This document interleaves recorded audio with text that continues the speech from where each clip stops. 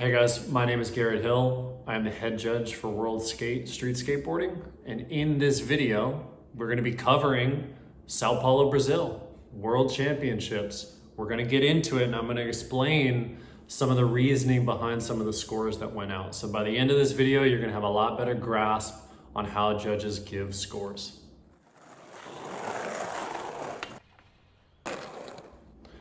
All right, so let's get into it.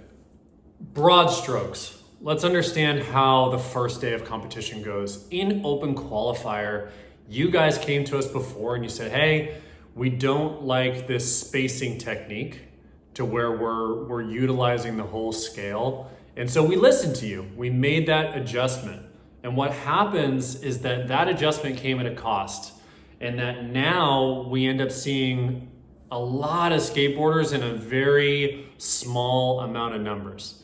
We're not utilizing the entire scale on open qualifier, and skaters are getting bunched up in the 20s, in the 30s, in the 40s. So the main difference between Sao Paulo and Rome is that we are going to be going back to our scoring to rank technique to where we utilize the entire scale. So in Rome, there's going to be a ton of skateboarders there. The judges need to use the entire scale. So we're going to be slotting people appropriately to make room for that quantity of skateboarders. It's a lot easier for the judges to make accurate rankings happen. And the easiest way to follow along with that is to just pay attention to your ranking. It's that simple. Straight out of the gates, when it comes to scoring runs, there's a couple of things that the judges are really paying attention to. One, they're paying attention to your overall impression. That is the main house that all of the judging criteria falls within. And one of the biggest things, surprisingly enough, that moves the needle on that overall impression is staying on your board. I've said it so many times how important it is to learn quarter pipe tricks and utilize the quarter pipes. It's on a street course, it's still considered an obstacle, and you should use it because it can turn a 6-trick line into a 10-trick line if you're able to utilize those quarter pipes.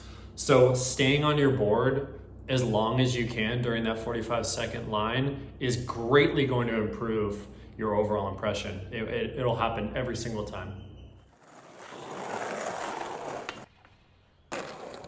Another judging criteria that greatly affects your overall impression is style and execution. This is the way that you land your tricks. This is how fast you're going.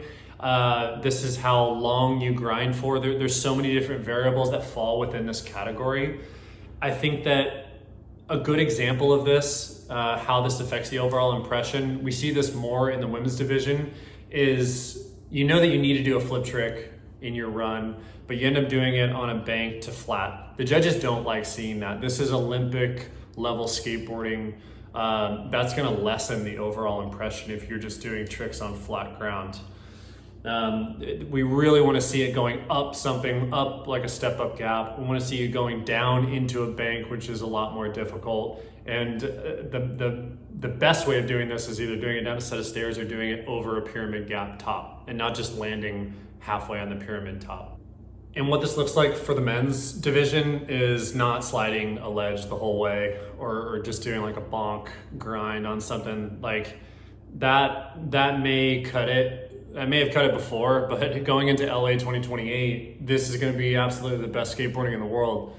And style and execution is going to be a huge factor in coming up with that overall impression score. So if you're going to skate something, if you're going to grind something, slide it, whatever, make sure that you're sliding it the whole way, because if you pop out early, that's going to bring down the overall impression a lot. When it comes to setting yourself apart, it's so important to find a way to create your own brand of skateboarding so that your line becomes memorable. If you are just doing the same tricks that everybody else is doing, it's going to be very difficult for your line to stand out, and it's going to be very hard to justify ranking you higher if you're doing what everybody else is doing. So men's division or women's division, the judges really encourage you to find your own lane. This competition is set up so that anybody with any style can win. And that is true. If you look at the list of people who have won these competitions, it's very different, and it spans a lot of different genres of skateboarding. They all have something in common. They've all checked the boxes of the judging criteria for sure, and the technical difficulty is absolutely there, but it's very, very different kinds of skateboarding. So find your own flip tricks. Find your own kind of tricks that nobody else is doing. It's gonna make you stand out so much, especially in the women's division. If you're learning a flip trick that nobody else is doing, it's so easy to remember your line from earlier and be like, oh, well, we can't judge this line higher than this girl who's doing a laser flip. You know what I mean? That kind of skateboarding is gonna be strategically very smart for everyone in this competition.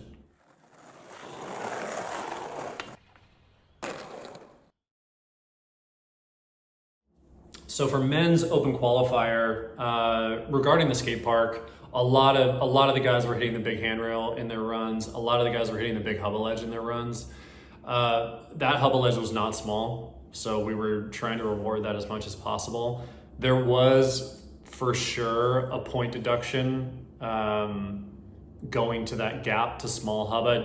Anybody that skated that could see how low it was. You didn't really need to pop that high to get onto it. So there was definitely a point reduction on tricks done on that. Not a huge amount, but enough to feel the difference.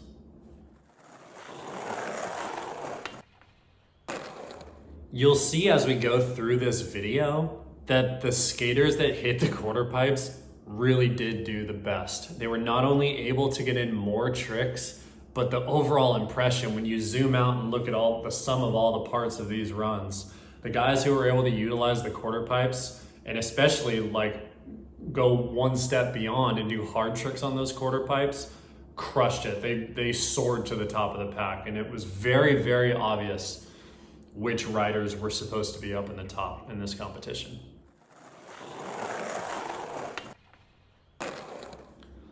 So starting off, we normally do see fully landed runs in the 20s when we get open qualifier underway. And that's because a lot of those runs have more of those basic style tricks, especially on the big section. You start to see a lot of, backside lip slides and kickflip front boards, a lot of like-minded caliber tricks like that. And so when you compare those kinds of lines to our podium lines that we see, it makes a lot of sense for those lines to live in the 20s, but there's still great skating within those lines. Lines like Juan Pablo, he was in the second heat, first skater in the second heat. He had a switch tail slide on the big hubba, which was pretty sick. And the judges really liked the switch lip slide on the handrail. That landed in the 20s as well. There was a bail in that line, which for sure justified keeping that in there. And what's interesting about that line is that if you step off your board, like you don't just have to take a proper slam in order for us to clock that as a bail. If you step off your board and we can tell that you used your entire weight to push off your foot to get you back onto the board, we have to mark you down as a bail. That's how that works. So if you're ever confused about if your score is lower than you think it was, you should think back to your run and see if you had any moments like that in your run. And this run did have that. He did a Smith grind on the rainbow rail, had to step off and push himself off of his board, and we had to clock that as a bail. But something really important to keep in mind, and we'll visit this later, we see this later in the competition, is that when you're picking your big section tricks, the judges really do analyze those and take those into consideration when they're coming up with the overall impression score in your line. You want to make sure that those tricks are very different. Best case scenario, it's on two different obstacles. At this park, I would say that you would want to have a big handrail trick and you would want to have a big hubba trick. Not to say that you couldn't do two tricks on both of those obstacles, but if you do, for instance, in this case for Juan Pablo, he did a switch tail slide and then a switch lip slide. Great that they were on different obstacles, but they're very similar tricks. Your body is almost doing the same movement, and like I used to do switch lip slides and switch tail slides. There's no difference for me. So when you're coming up with your tricks, in your line. Do not forget, trick selection is a judging criteria. So if all of your tricks feel the same, or if your body has to move in the same way to do the trick, that's what the judges are gonna be talking about. They're gonna say, all these tricks are really similar, or all these tricks are heel flip tricks, or all these tricks are like switch 180 variation tricks. It's gonna lessen your overall impression. They have to remove points when you do that because you're not fulfilling that judging criteria. It's an easy solve to get around this. Just use varied tricks, and especially use varied tricks on the big section. An example of this would be Heat 1, rider number 14. Remy's line was a really cool line. This is hard skateboarding. Starts off with a 360 flip lip slide down the big handrail, which is a smart move. It's always a really good idea to start your run strong with a really exciting trick and end it that same way. Now he did a 360 flip down the stairs to end his run. So even though both of these tricks are difficult tricks, this is one of those scenarios where the judges have to say, oh, the two main tricks in this run are both 360 flip variation tricks. So the way to get around this, do a backside heel flip down the stairs.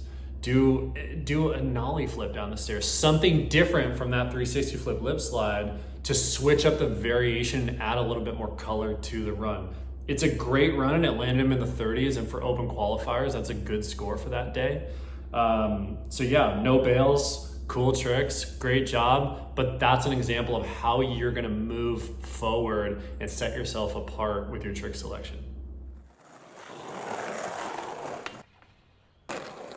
As we move through open qualifier, we start to see, as we normally do, more technically difficult tricks start to happen as we move through the day. And once we get to heat number 5, rider number 59, we've got Kayaki, who skated just so great throughout this competition. We start to see really different kinds of tricks, which we really appreciated. This is what I'm talking about with the creativity of trick selection, how far it can get you. Kayaki starts his line off with a switch front feeble down the handrail, and that's such a gnarly way to start the line. He did it with so much style and then followed it up with a switch crook. Now that's a super cool two-piece.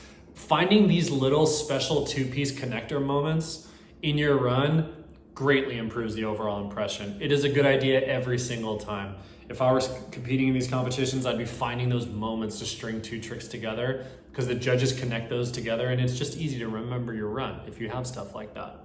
Kayaki also utilized impossibles to set himself apart. Not a lot of guys are doing impossibles. So to be able to do an impossible up that really big step up and then follow it up with an impossible 50-50 down the big hubba was genius. Now he did get a reduction in points because he didn't lock into the impossible 50-50, but was still rewarded. This was a run that didn't have any bails, was still colorful and unique and fulfilled the judging criteria. But it did get a reduction in points because it didn't lock in. Now, an important concept to keep in mind is that the judges feel the same way about a big spin as they do a flip trick. So they feel like it's the same amount of risk. So if you have a big spin in your run and a flip trick, great. If you only have a big spin in your run, we're gonna judge it the same way as if you had a kick flip. It's that simple.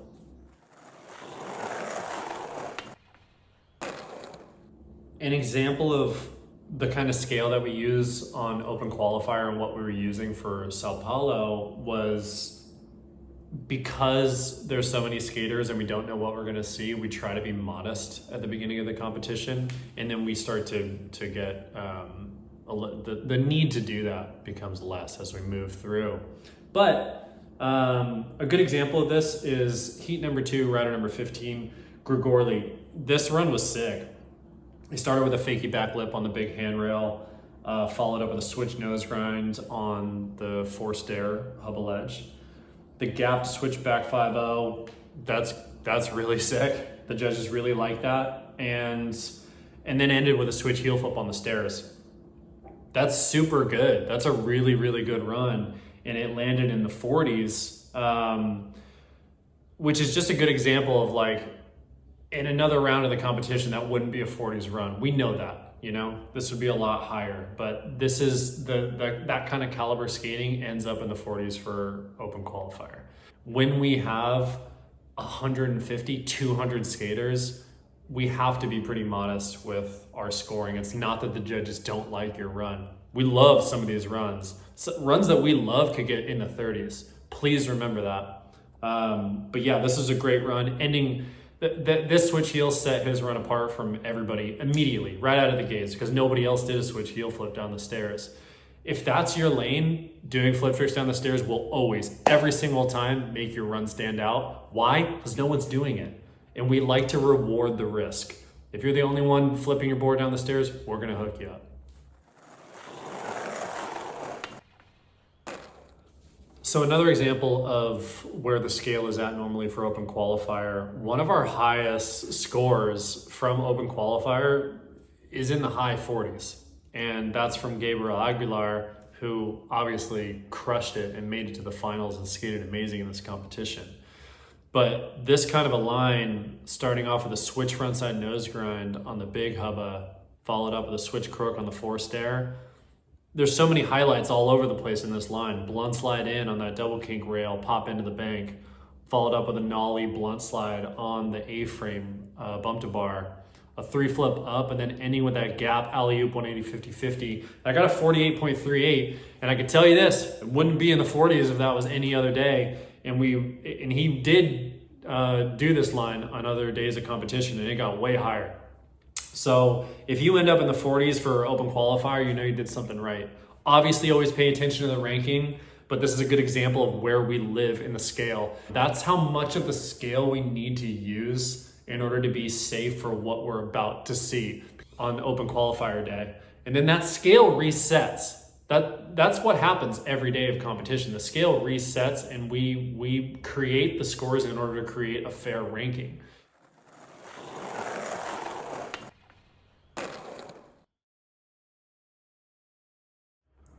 Moving on to quarterfinal.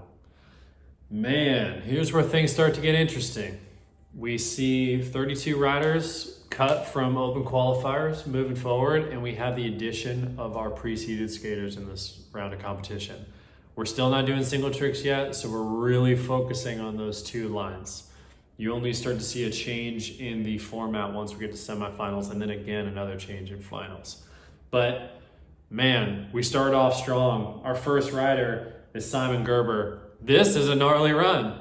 All right, starts off with a front blunt on the big hubba. We got some other highlights going on here. The gap to backside nose blunt on the gap to small hubba, which is very cool. And then ending with a frontside flip down the stairs. Very cool. He made it through full pull on his second run without any bails. That ended up in the mid to high 40s, which is a good score still for quarterfinal. Flipping your board down the stairs, it's a great idea. But man, using quarter pipes would have really helped fill this run out. Very technically difficult, very cool to see, but add those quarter pipes in, you know? It's gonna turn this run that was 7 tricks, probably turn it into a 9 or a 10 trick run. So it's gonna greatly improve the overall impression and help you stay on your board the whole 45 seconds. Couple riders later, we've got Justin Somar. And this is I would say that this technically, as far as technical difficulty goes, this is very similar to Simon Gerber's run. They both end their runs with similar tricks down the big section, a hard flip and a frontside flip. But Justin started his run with a bail and he got a 35. And Simon did not have a bail and ended up getting a 46.77. This is how much a bail can affect your score. Now remember, not all bails are created equal. If you bail on a flat ground trick or something unimportant in your run, it's not gonna move the needle that much on your overall score. But if you bail on an important trick, like your first trick in your run or your last trick in your run, it's gonna greatly change your overall score because that trick, if you would have landed it, would have carried a lot of weight in your run.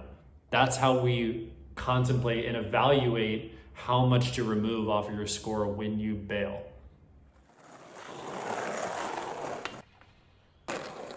So heat number 1, rider number 6, Gabriel Lavalley. I want to talk about this run a little bit because this is a sick run, but could help clarify a couple things.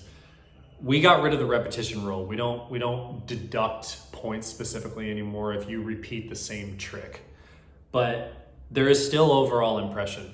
So how does that transmute into your overall score? If you have a lot of kickflips or a lot of similar tricks in your run, the overall impression is that your trick selection wasn't as good as some of the other riders.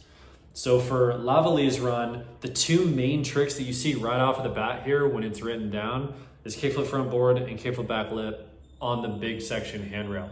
It's both on the same spot. It's a kickflip front board and a kickflip back lip. Your body moves in the same way to do this trick. So unfortunately, he didn't get as much points as he could have gotten if he would have picked a different kind of trick. He obviously can do a ton of different kinds of flip tricks. He did a heel flip front board in his run. So moving forward, please be aware of this. Your score will be higher if you use different kinds of tricks, especially for the big section.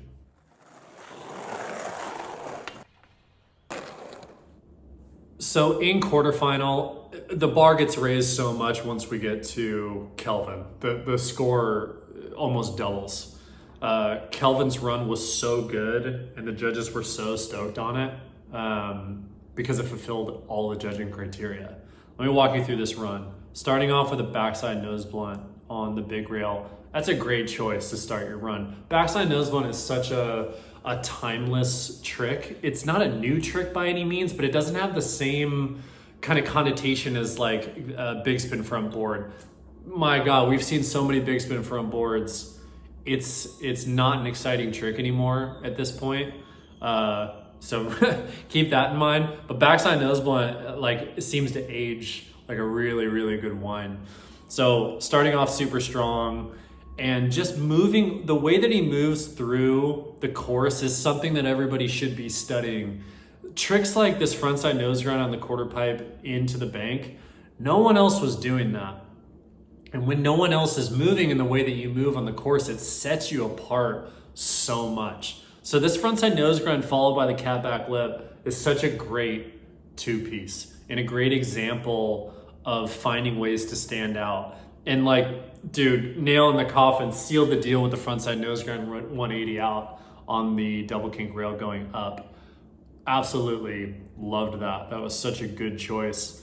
And then he ends with a kickflip nose slide on the big hubba. So there's very little in here to give a bad critique to because he fulfilled all the judging criteria. This is not Kelvin's first rodeo by any means. He understands what has to go into a line in order to get the highest amount of scoring.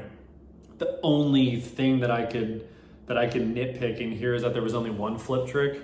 This was probably a strategic choice. He did up the technical difficulty in semifinals, but man, study lines like Kelvin and you will do better in these competitions because this was a very, very gnarly run.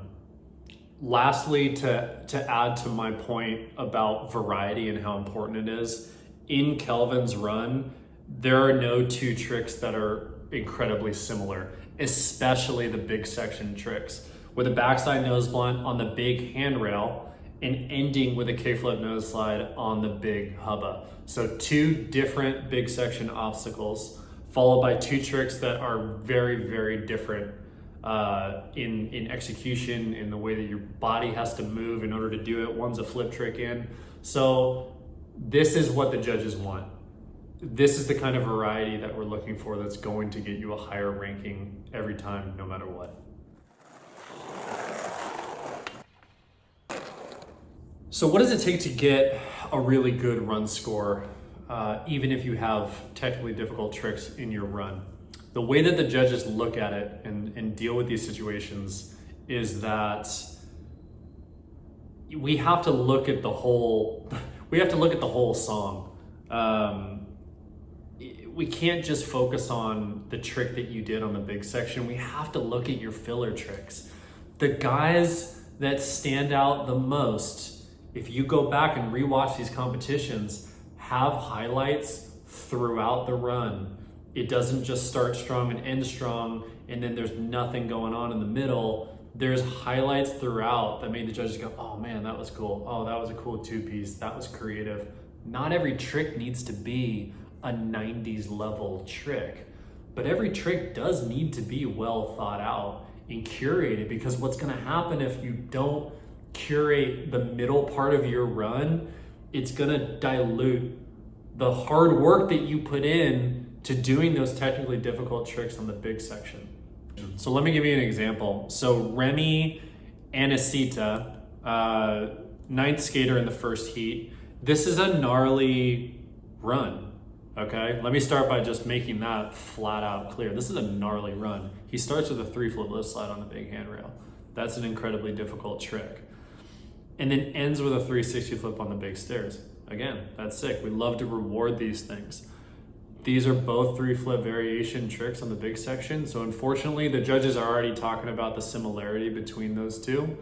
And then the middle section tricks with a big spin front board on the A-frame bar and a front feeble on the A-frame bar, those being drastically different in technical difficulty compared to the 3-flip down the stairs and the 3-flip lip slide, unfortunately, it brings the overall impression down.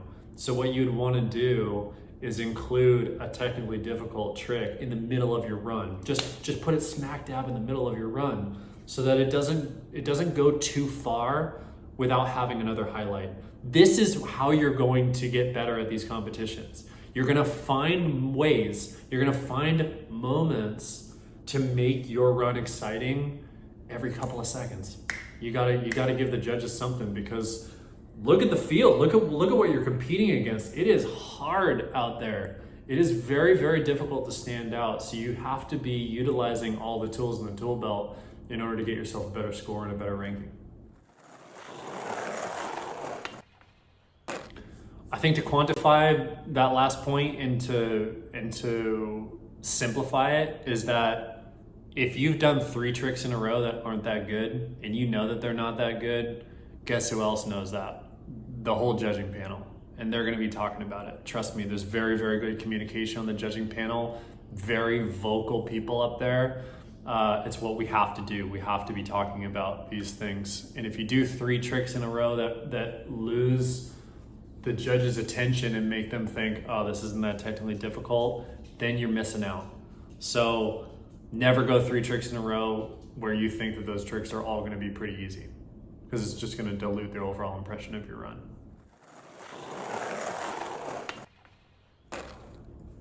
So to close out this first heat of quarterfinal, which we've already seen some really gnarly skating up until this point, we've got Joe Henson, which Joe is such a great skateboarder. What I would love to see from Joe is to see him start to utilize the quarter pipes more, because there's so much here. There's a bunch of really, really great skateboarding in his line.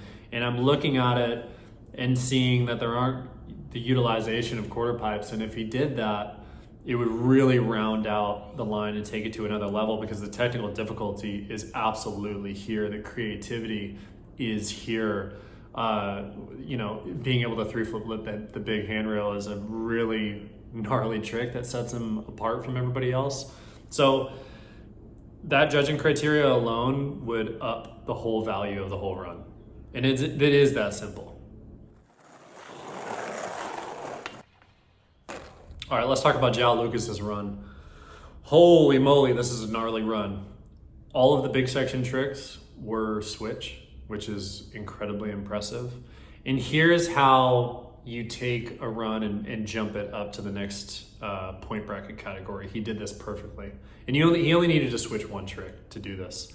The highlights in here were this awesome 2-piece, the way that he starts with a switchback 5-0 on the big hubba, followed up with a switch crook down the 4-stair hubba. Not a lot of guys were doing switch tricks, especially not 2 in a row like that to start, so that completely set him apart from everybody else. Coming back around, in his first run, he switched back lip the big handrail in the middle of his run. Great highlight. On his second run, he did a switch over crook on the handrail, and then ended the run with a switchback tail on the hubba. So like that plus the switch 360 flip that he did over the wedge gap, which literally nobody else did, it was an easy decision to bump this run up into the 60s. So for quarterfinal, this was really at the high end of the scoring. And to start the second heat, jumping up into the 60s, meant that the judges loved it. So that was a really great way of adding almost 6 points to his run just by switching one trick. That switch over crook is a heavy move, but that's how you upgrade your run. It doesn't take much. You can do it just by one trick. But he landed everything perfect. If the style and the execution is there, easy upgrade, easy decision. So to reinforce the fact that any kind of skateboarding can still get a good score and win a world skate competition, I want to highlight Ivan Montero's run, because this run is technically difficult heavy. It doesn't fulfill all of the judging criteria, but because technical difficulty is at the top of the hierarchy, he's still able to get a really good run score from this line. He starts with a 270 lip, a nollie nose slide on the 4-stair hubba, switch front blunt on the A-frame bump to bar. That's heavy, nobody else is doing that. And then this like atom bomb in the middle of his line, the 3-flip nose blunt. That is absolutely psycho to do in a run. We were so stoked to see that when he landed that. And then ending it with a nollie heel flip in, also really gnarly. But that's a 5-trick run, and he got a 56. We have to reward you when you do technically difficult things. It may not be the highest scoring run of the day because there's still criteria that's missing from this run, but I want to just like give praise to the technical difficulty level of this. Skate the way that you want to skate, for sure. But if you want to get a higher score, try to find ways to give us a little bit of every different criteria. It will give us reasons to give you a higher ranking. But you could still get a great score by doing technically difficult stuff, and Ivan proves that in this run. What I like about the scores between Ivan and the next rider that went right after him, Kayaki, is that this was the first time we saw Kayaki's run without either a bail or without him not locking into the impossible 50-50. So this was the first time that he was able to lock into that impossible 50-50 on the big hubba and then land it and end it with that switch front feeble. Now, technically speaking, these tricks aren't more difficult than Ivan's 3-flip nose blunt. The impossible 50-50, there's no argument. The 3-flip nose blunt is way harder. But because Kayaki skated the whole course, this is a 9-trick run that Kayaki did. It was very difficult to score this under Ivan's technically more difficult run. So we did score it above, slightly above, but to prove the point that we do like to favor runs that give us a little bit of everything. You got some switch, you got some big section variety in there, and you got some highlights throughout, which Kayaki definitely checked all the boxes as far as that goes. But that's a good example of what the judges really are looking for. Singling out another technically heavy run would definitely be David Tuestamonte. You got to bring up David when talking about technically difficult runs because it's just there, man. He's doing nollie flip back lips now, and the switch frontside flip in followed by the nollie front board 2-piece was really, really risky. And he learned the nollie Uto, that nollie 270 backside board slide, which is crazy that that's become like kind of a go-to trick for guys. It's not an easy trick by any means, but this is a technically difficult run. Style and execution are a very important part of the judging criteria, and the way that you do your tricks, we have to critique really heavily, even when you're doing a quarter pipe trick. So I want to make this clear. If you do a quarter pipe trick below the coping, it will downgrade the overall impression of your run. If you do a quarter pipe trick and blast it above coping and do a big frontside flip and catch some air, that's going to greatly improve your overall impression. So be aware that just doing a trick to fulfill a category doesn't always help you in the end. It's the way that you do that trick. And if it's a quarter pipe trick, it's got to be good, man. You got to go over the coping. So for David, this is a technically difficult run. Anytime he lands this clean, it's a jackpot score, and it's easy to score it well. So something that I see a lot, especially with the guys division, is that they get a really good score on open qualifier for their run, a really good ranking, and then they do the exact same run for the next round of competition, thinking that it's going to give them that same ranking. But guess what? Now you've got pre-seeded riders in, and every single person around you that made it through has upgraded their runs.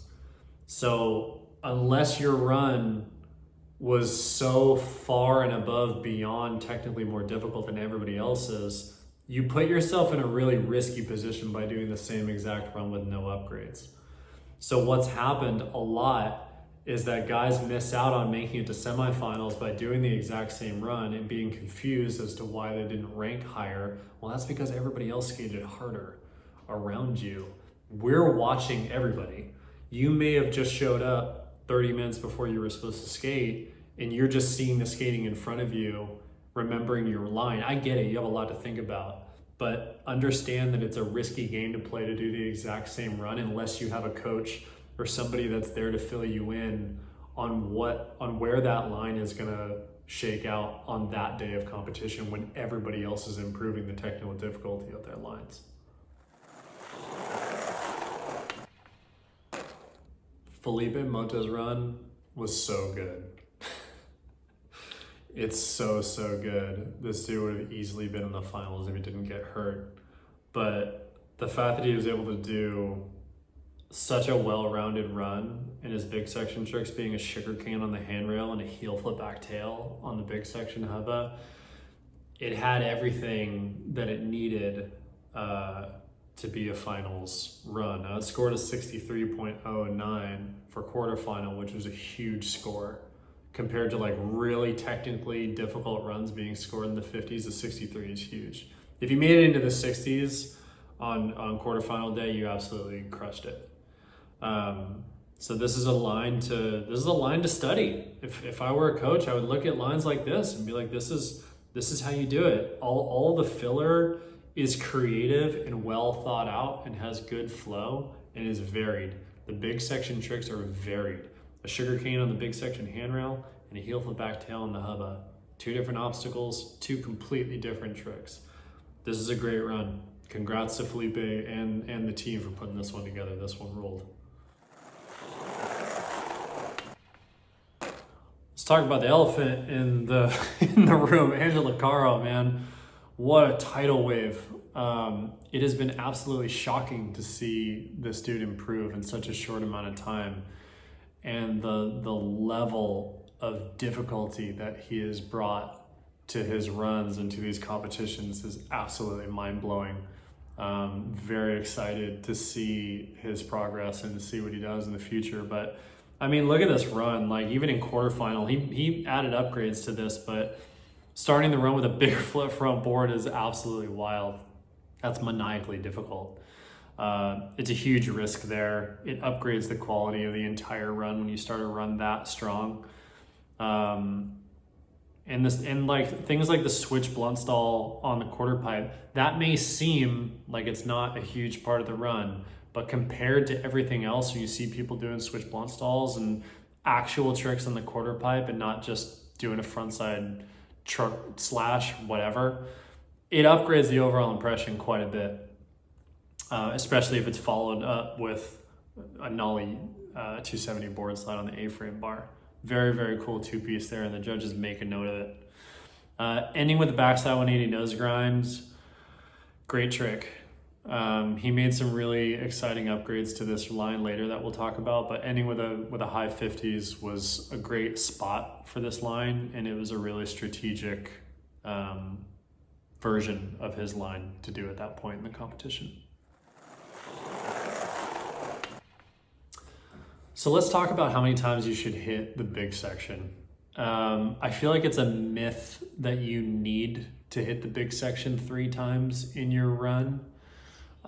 You can have a phenomenal score only hitting the big section twice. It just depends on what your strategy is.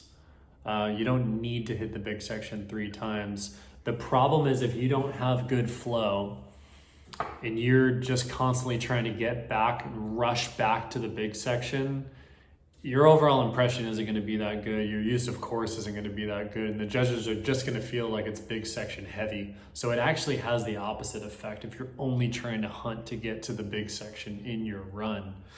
Now, if you've got a creative flow and the course lends itself well to the strategy, you can be like Daiki, who made it into the 60s by hitting the big section 3 times. But these tricks are really gnarly that he did on him, and they're different enough for us to justify giving this run a score that high. But he's got 180 switch crook to start the run on the big hubba. That's a great start, a great big section trick.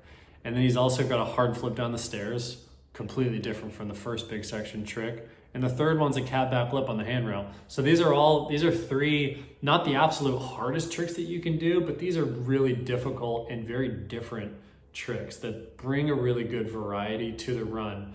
So be careful about your strategy. It is not, you don't always have to hit the big section 3 times. If you're able to, cool, but just make sure that you're implementing highlights around like your filler tricks. You gotta put something exciting in there so that the judges aren't just saying, well, he's just trying to get to the big section over and over again. Like you'll have your time at the big section, the single trick section. So just be smart with your run. But had to give the score for Daiki. It was very well earned and well justified. All right, let's talk about Richard Turi's run real quick. There's no argument here that this isn't a technically difficult run. This is a very gnarly run. But when we talk about zooming out and looking at the overall impression, we do have to nitpick things. And when we're looking at the big section highlight tricks in here, they all are heel flip variation tricks. The overall impression is that they are similar tricks. They're heel flip variation tricks. And I've said it not only in this video, but time and time again, the more variety that you have, the better your ranking and your score is going to be. So my advice to not just Turi, because he's got a great team and he's got a great coach, but the judges want variety. It's going to be more important in LA to bring variety because the guys that are going to be on that podium are going to have that. Absolutely, they're going to have variety. So switch it up, give them something different. Don't give them a reason to give you less points because you're duplicating similar tricks. That's the best advice that I can give guys that have lines like this. They're technically great. That got him 4th overall in the whole competition. So it still works. But if you want to make it to that next level and jump on that top 3 podium, bring the variety. So I'll clarify why Rome Collier's run was so similar to Richard Turi's run. Now, for me, when I look at these runs, I immediately see that Richard Turi's run is technically more difficult. That's what I'm seeing. But I'm also seeing an 11 trick run from Rome who uses the entire course, never gets off of his board, and gives more variety in this run, even though it's slightly less technically difficult than Richard Turi's run. So this is how that comes into play when we're coming up with scores and how that technically difficult, heavy run can sometimes come back to bite you in certain situations. We want to see flow. We want to see you hit every obstacle and just crush the categories of the judging criteria. Rome has been such a sleeper cell and has just shown up and started crushing it out of nowhere. I love watching this kid. He's got incredible potential, and I know he's just going to keep getting better and better. He landed at a 57, which was just under Richard Turi, so we did rank him under the technically difficult run, but we still wanted to put it in that same category because it was just such an awesome line to watch. He gave us a little bit of everything. So let's talk about what kind of a run needed to rise above that high 50s category that we were living in with Rome and with Richard Turry. And let's have a look at Jagger Eaton's run. This run got a 62.28, and there's everything here. It was very difficult not to put this run into this bracket with like-minded skating because it just had everything in it. This is a run that started strong, ended strong, and there's quarter pipe tricks throughout. I don't think he stepped off his board once. This run is a great example of how you utilize the quarter pipes to your advantage, because these aren't just like backside disasters here. This is a half cab to front blunt straight into a front board, and there's a blunt kickflip out straight into a switch frontside nose grind. You're able to create these 2-3 trick really special moments in your run when you do tricks like this. If I were a skater, or if I were a coach, this is what I would be focusing on. I'd be focusing on how to do blunt kickflips. I'd be focusing on how to do long frontside nose grind pop-ins like Kelvin. I'd be focusing on how to do big frontside kickflip airs like Toa, way above coping. These kinds of tricks are the secret key to get you into the next category. Everyone's good at street skateboarding, guys. Everyone can do hard tricks on the big section. If you want to set yourself apart, string tricks together using the quarter pipes. That could be your greatest weapon moving forward to LA 2028. It will increase the overall impression of your lines. It will add more tricks to your lines, and it will add more flavor and variety and technical difficulty. So work on these things. Study lines like Jagger, study lines like Kelvin, like Toa, and like Sora, and you will be up there in the mix with all the rest of these guys. All right, style and execution. Giovanni, unbelievable style. Nobody else can do tricks the way that Giovanni does. He's the fakey legend.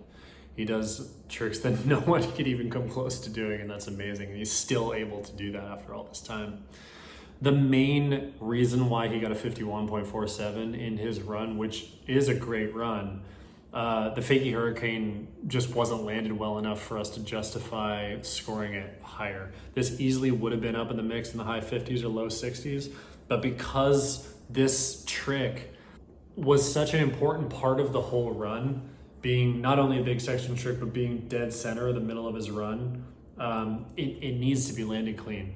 Because when we compare this to other runs where the big section tricks are landed perfectly and they're technically difficult, we can't score it higher than those runs. So that's the situation that happened with this run, is that we weren't able to justify scoring it higher than like-minded runs where the big section tricks were landed clean, and it was that simple. This is a phenomenal run from Giovanni though. Even though he landed this trick sketchy, still a gnarly run, undeniable.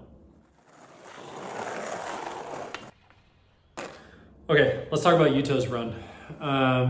This is a really important thing that happened in Yuto's run that everyone needs to understand. Both of his lines had bails in them. And if you look back at the run, his second run, which was his highest scoring run at 50.42, you may be thinking, oh, I didn't have a bail in that run. The backside nose blunt stall on the quarter pipe, that is a bail. The quarter pipe is an obstacle on the street course. If you attempt a trick and you fall out of the stall, that's a bail. We have to judge that as a bail. It's the same as if you fall out of a grind or if you step off of your board. It's not the biggest bail deduction. We didn't chop the head off of the overall score, but we still had to judge this line with a bail in it.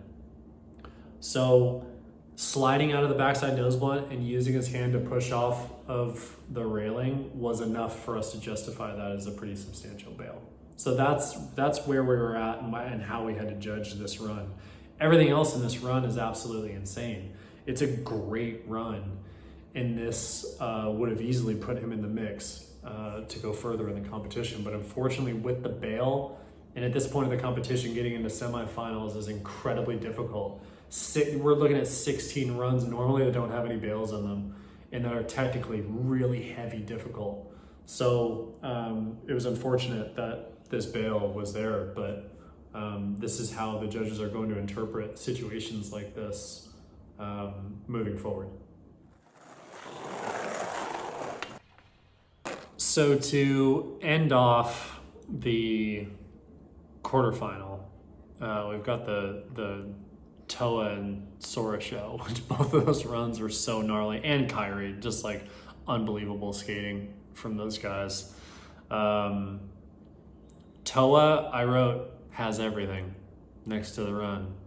If I were a coach or a skater, I'd be studying Toa's run because it literally has simply that. It just has everything.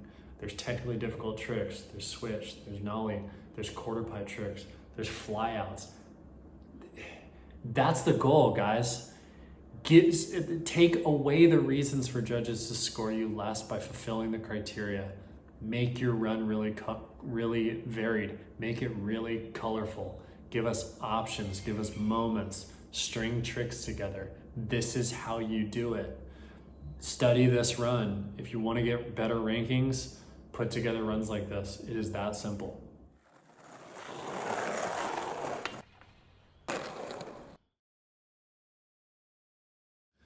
So moving into semifinals, if you look at all the runs, nobody that had a bail in their run made it to semifinal. So if anybody was confused about Yuto's run score, it would have had to score higher than Ivan Montero's run with the 3-flip nose blunt, the atom bomb trick, and he didn't have a bail in that run. So this is what I'm talking about when it becomes difficult to justify putting run scores over other runs that don't have bails in them. There's nowhere to hide in the semifinal. We have to nitpick absolutely everything going into this round. So that was a good example of how bails affect the ranking. But yeah, if you have a bail going into semifinal, it's more than likely that you're not going to be able to go through. This just wouldn't be fair. Starting off in semifinal, Wallace Gabriel's run, again, he's got the really gnarly highlights of switchback lip and switchback Smith on the big rail. The judges are going to become really hypercritical of runs, especially at the semifinal stage when compared to everybody else's. You got to have runs that have highlights throughout, like I've been saying. And I think that's why this didn't score higher. This got a 62.83, which is still a really good score. But if I'm looking at ways to improve these scores, it would be implementing another highlight moment in the middle of this run. Taking it over to our second A-frame 270 lip slide. Change the haircut up for semi-finals. Definitely trying to stand out to the judges. Coming in switch, backside, Smith grind to end it off, pointing out. So living in the high 60s in semifinals looks like having to run like Angelo Caro, Sora Shirai, and Rome Collier. All of these guys had runs that were similar, not only in technical difficulty, but in variation. They all have slightly different strategy, but if we zoom down and look at the sum of all the parts, we felt like it was fair for these to be grouped together. Because here's what I don't ever want to happen, especially in semifinal where every single point matters, is I don't want to give somebody an unnecessary deficit going into the single trick portion, because you're fighting and scrapping for every 10th of a point at that point. And if you go in with a 4-point deficit, guess what? That's a really big deficit.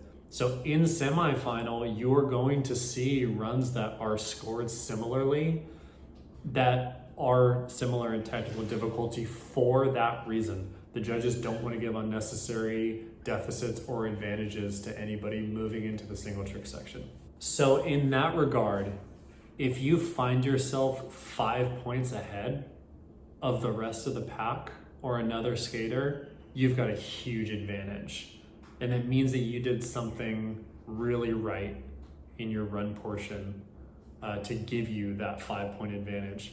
Because that may not, to the average person or average coach, that may not seem like that many points. But understanding that at the end of this event, the person who wins and the person who gets 5th sometimes is a 2-point difference. 5 points is an absolute massive advantage. So understand that if you go in with that many points ahead of somebody else, you crushed it. Currently sitting in 5th place, fell off on the very last trick, that sugar cane at the end of his last run. First try, just trying to put it together now, secure his spot as well into the finals.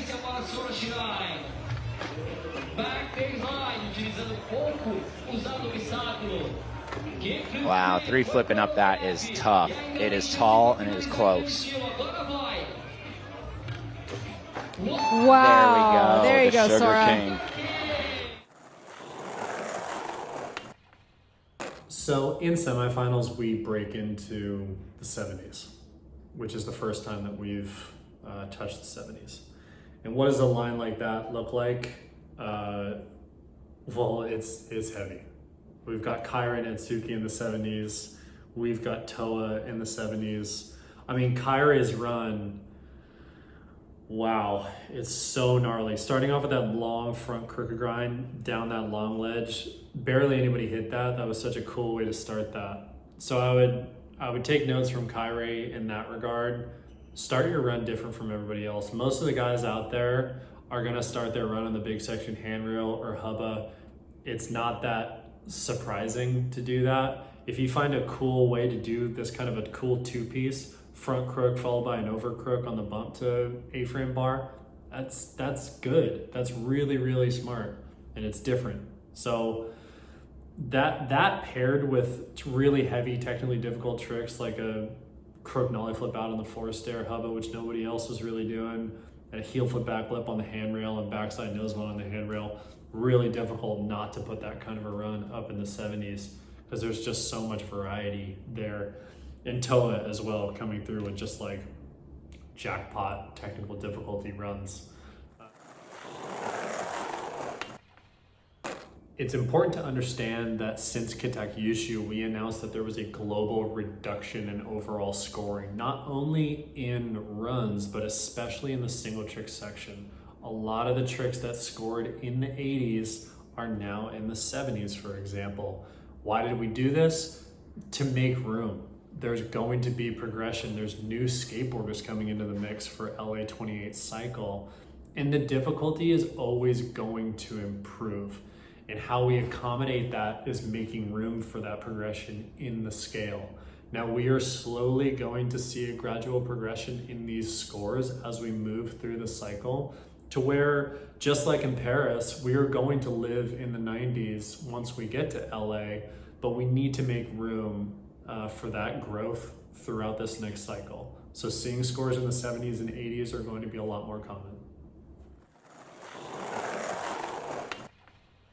Speaking more to the single trick section scores and that global reduction, I'm gonna run through some of the scores that we gave to help you better understand that global reduction and what that actually looks like. That cat back tail that Daiki did, that was definitely a trick that was in the 80s that got brought down to the 70s. I would imagine a world that a João Lucas switch 360 flip lip slide could have been a 90. This was an 85, which was a really, really high score on the ledger and within the ecosystem. So what you need to remember is that when everything gets brought down, doing a trick that lands you in the 80s at a world skate competition is a huge score. And I cannot understate that enough. If you get an 85, you have wildly impressed the judges. And if you somehow manage to make it into a 90-point category, unreal. You've done an unbelievable trick. So even that means that even those high 70s are still a contending score to have moving forward in the competition.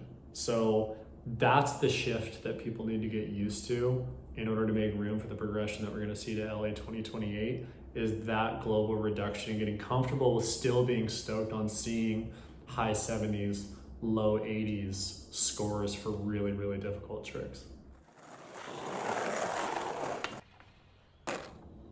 speaking to the technical difficulty and just how on fire Felipe Moto was, this big spin hurricane getting an 86.77. This is what I'm talking about. This is a monumental score. There were very few tricks that were scoring 85 and above.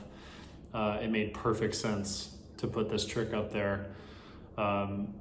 Again, really, really unfortunate to see him get hurt because he was heading straight for a podium in this competition, but Big Spin Hurricane will always get a really good score.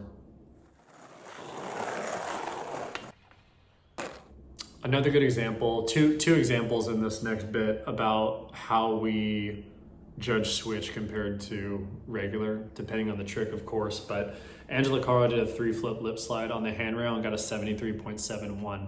Now, this was enough to move him into the finals. So that's what I'm talking about.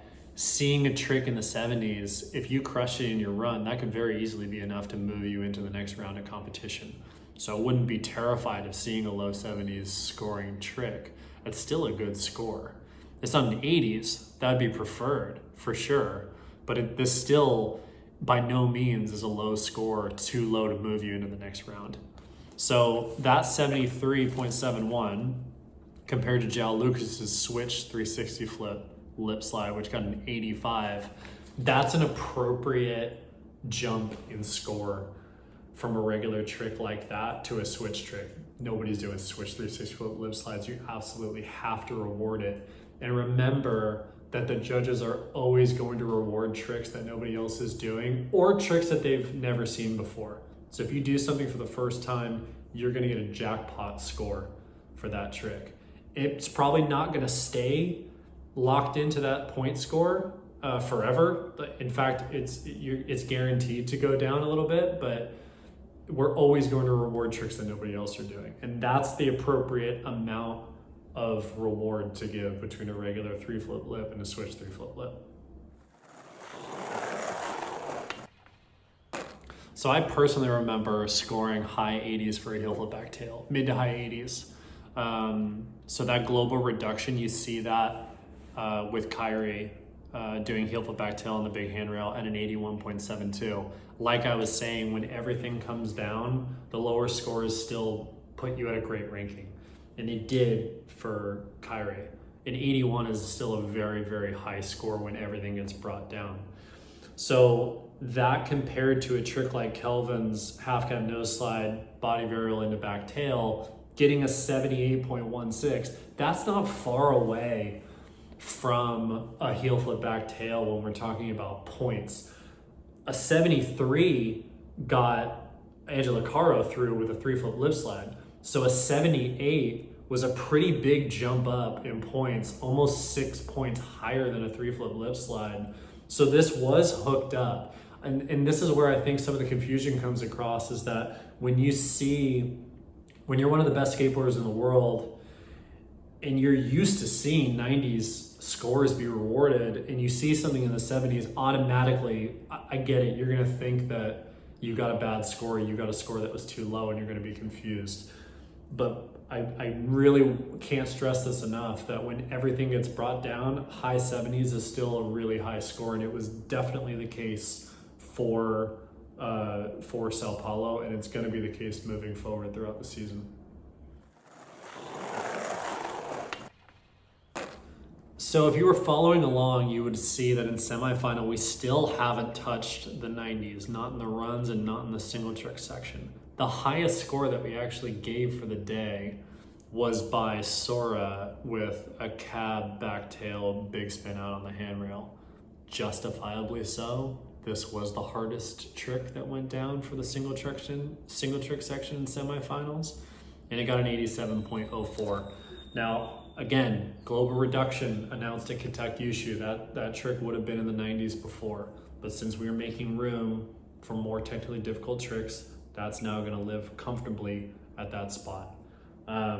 Still a great score. It was the highest score of the day. So if you write these notes down, it's all public information, you'll start to see the trends and you'll start to be able to follow along a little bit more. There are guys that do this. There are coaches and teams that do this. They write down the scores and you start to put together your own trick ledger for the whole season. If you're a coach, I strongly recommend doing this. Write down all the trick scores. Write these things down and start to take notes. And then you can, even though there's no single trick that has a locked in score allocated to it, you'll start to know the trends so that you can just better strategize and help your skater move through these competitions and land what they need to land, knowing generally what kind of score they're going to get for it.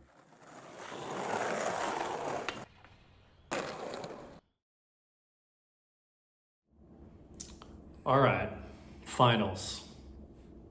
The format changes. You have 3 opportunities now to put together a very, very difficult run, your best run. I know it's a lot to ask after how much gnarly skating has had to have happened up until this point of the finals, but we give you 3 chances to put your run down, and then you get the same amount of chances. You get 3 single trick attempts. And we take the best run and the best single trick and we pick our winner. So moving into the finals, I loved to see the overall run score progression, because now we enter into the 80s, which is where we were supposed to be living. And it's so justified. The first skater that helped us break into the 80s was, of course, Angela Caro. Bigger flip front board on the big rail, nollie 270 board slide, kickflip up that big Euro gap, and a backside 180 nose grind, backside 180 out. Now this was an upgrade from the semifinal run. In the semifinals, he did the backside 180 nose grind, and for the finals, pulled it all the way around, did the additional 180 out, which is such a sick trick. And he did everything in this run perfect. So it felt so good to be able to distribute an 81.98 for this run. It's a very high score. I need the guys, I need all the skaters and the coaches to understand that if you break into the 80s for your run, you've done everything right. Into the high 80s, you're on a whole nother level. But this run was incredible, and I'm so stoked for Caro and his team that he is able to produce this level of skateboarding. A line to be studied for sure. Great job with us. Okay, so the big difference in the runs on finals day is creating an appropriate number gap between these runs. And it needs to be fair. So the difference between Caro's 81.98 and Gabriel Wallace's 73.10, the main things that stand out is the variation on the big section tricks that Caro did, and the highlights that he had throughout. Gabriel Wallace's run would have easily been in the 80s if there were a couple more highlights in the middle of the run, and if that switchback lip and the switchback lip were just more different. It's that simple. That's not a dig, that's just a fact. The judges want variety. So moving forward, more variation in the big section tricks. He had switch flip front feeble. That's what he was trying, which is exactly why I know this was a part of his strategy to save that switch flip front feeble banger for the last finals run. It's great that he got the 73 on the board. I know that that was his version 1. That run fully realized with the switch flip front feeble would have easily been in the mid to high 80s, guaranteed.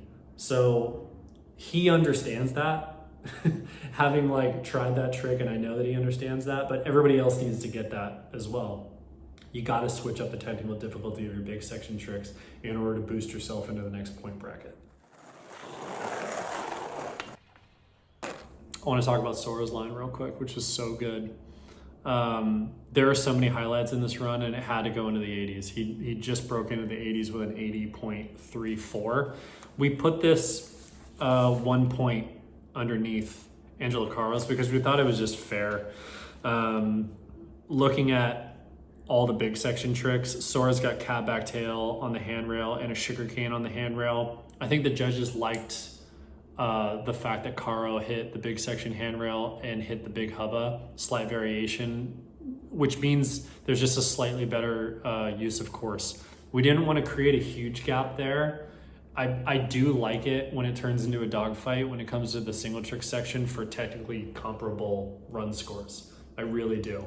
I don't want there to be a huge gap. I don't want to give people a 4-point unnecessary point deficit between these two runs. I could tell how some people would want to do that or could do that, but I don't think that would have been fair.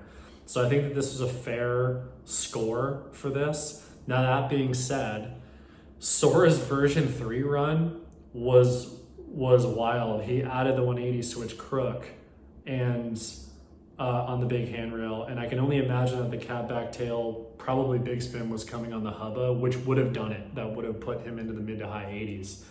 But he bailed on the 3 flip going up the Euro gap, and I swear to God, this was probably my favorite moment of the whole competition. It was such a sober reminder that the best skateboarders in the world, yeah, man, like you mess up on flat ground tricks or 360 flips or kick flips. Sometimes it happens. But it was just his reaction to it, like, made me stoked to just be a skateboarder, because at the height of pressure and expectation, you could still have these really fun human moments.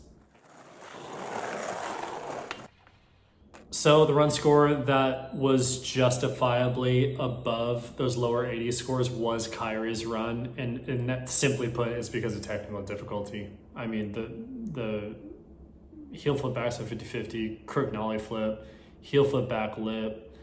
The fact that he's understood that doing a whole line filled with heel flips won't get him a higher ranking was probably the best thing that he's ever done to switch his strategy and improve his ranking and strategy in these competitions.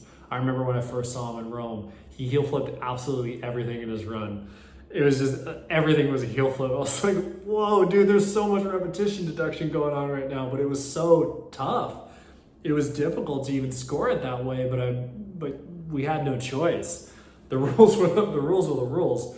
But Kyrie has understood how to best utilize and space those heel flips out in the run to where every single highlight in his run isn't a heel flip variation trick. There's back 180 late shove it's, there's crook nollie flips, there's 3 flips. There's lots more to choose from and to showcase, and I hope everybody takes a note from Kyrie's book and understands that just because you're good at one trick doesn't mean that you're gonna succeed by only doing that one trick. You gotta give the judges some variation. Now, a line that I have no critiques on, that I wrote in my notes, wow, was Toa's run.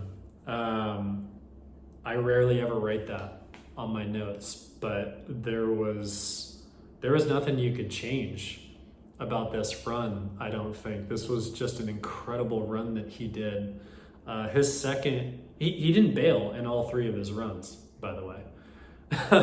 He got a 79, an 85, and an 86. So he just kept adding and stacking to these run scores. The only reason he ended up in the 70s on his first run is because he landed the grapefruit grind a little bit sketchy. But to start off with a nollie backside nose blunt on the gap to hubba just set the tone for where we were headed with this run. He's got an impossible in this run. Great quarter pipe tricks, the backside 360 to flat. The angle that he had to take to do that backside 360 was very difficult, so the judges absolutely clocked that. But I mean, getting an 86.33, how do you dock it? You know, there was perfection in this run. So great job to Toa and his whole crew. Just a masterfully well curated run here.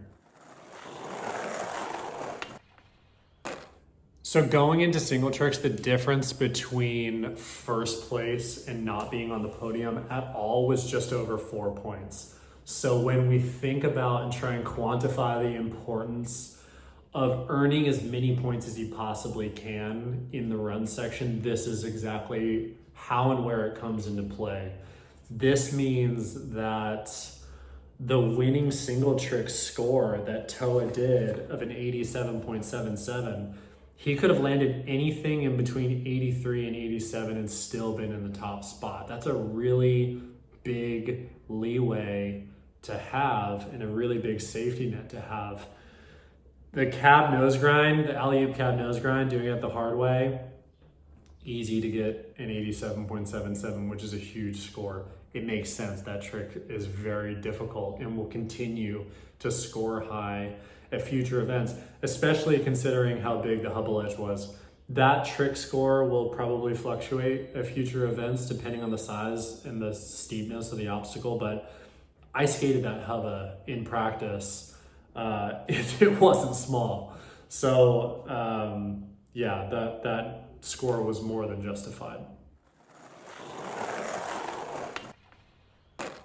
But starting off with Turi, again, we're talking about these global reductions. The scores that we saw in the 80s are now living in the 70s, the majority of them.